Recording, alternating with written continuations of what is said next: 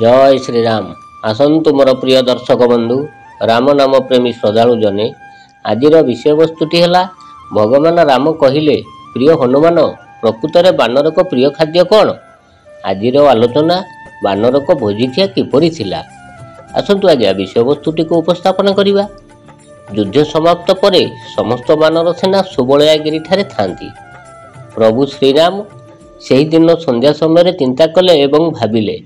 प्रिय भक्त हनुमान को डाकी कहले एवं पचारिले, हनुमान बानर सेना माने युद्ध में मते बहुत साहाय्य करिथिबारु तांको उपरे मु बहुत खुशी अछि।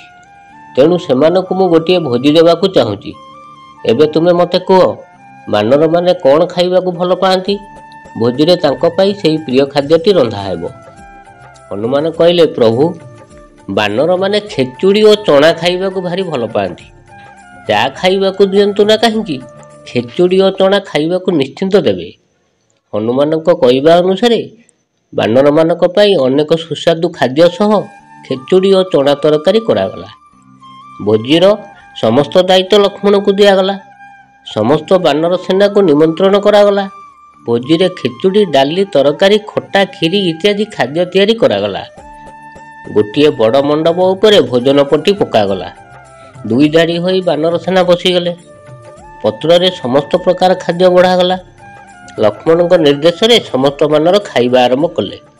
खाइबा आरंभ रे गोटे छोट बानर देखिला तार खीरी उपरे गोटे चणाटीए पड़िछि। सेही चणाटी को खाइबा पई जेतेबेले धरिछि हठात चणाटी 3 हाथ दूर को छिटिकी पड़िला। चणार डिया देखि छोट बानरटी कहला, हई रे चणा, तू कौन मोठारू बेसी दूर को डेई पारिबु? देख मु केते दूर को डेउछि। यह कही डियाटीए मारिदेला। तार डिया देखि पाखरे बसिथिबा आउ गोटे बानर कहला, तू एतिकी बाट डेउछु, देख मु केते बाट डेइबी। यह कही डियाटीए मारिदेला। ए दुई बानर डिया देखि गोटे बड़ बानर कहला, देख तू कौन मोठारू बेसी बाट डेई पारिबु? सी भी मध्य यह कही डेई पड़िला। एमानकु देखि अन्य बानर माने हुँ हाँ करी डियाडी कले। खाद्य उपरे दुलदाल पड़िले। बानर सेना को डिया देई देखि लक्ष्मण तुरंत प्रभु रामचंद्र को खबर देले। खबर पाई प्रभु राम और हनुमान आसी पहुँचिले। प्रभु राम को देखि बानर माने शांत होई ठिया होइगले। प्रभु भाविले खाद्य गुड़िक बोधे अधिक राग होइछि किंबा लुणयुक्त हो जाइछि। यह भावी प्रभु राम श्रद्धारे गोटे बुढ़ा बानर को डाकी पचारिले, तुमे कह एपरी कहीं डिया डी कल? बुढ़ा बानरटी अति नम्रता सहित उत्तर देला, प्रभु गोटे छोट पाती बानर डेइबारु मु डेइली। पाती को पचारिबारु पाती कहला, प्रभु सी डेइबारु मु डेइली। एमिति समस्त को पचारिबारु समस्ते सेही गोटे उत्तर देले, सी डेइबारु मु डेइली। शेषरे सेही छोट बानर को पचारिबारु से कहला, प्रभु खाद्य परसिला बेले गोटे चणा आसी मो खीरी रे पड़ीगला। चणाटी को खाइबा पई जेतेबेले धरिली से चणाटी 3 हाथ दूर को छिटिकी गला। मु भाविली सामान्य चणाटा एते बाट डेई पारुची, मु कोन ताठारु अधिक बाट डेई पारिबिनी।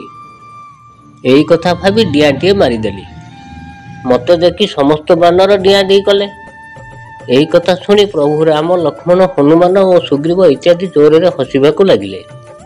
प्रभु राम अन्य एक स्थान रे भोजन व्यवस्था कले। समस्त बानर सेना सेटाकू जाई शांति श्रृंखला रे खुशी मन रे भोजी खाइले। प्रिय खाद्य खिचुड़ी और चना को आदर सह ग्रहण कले।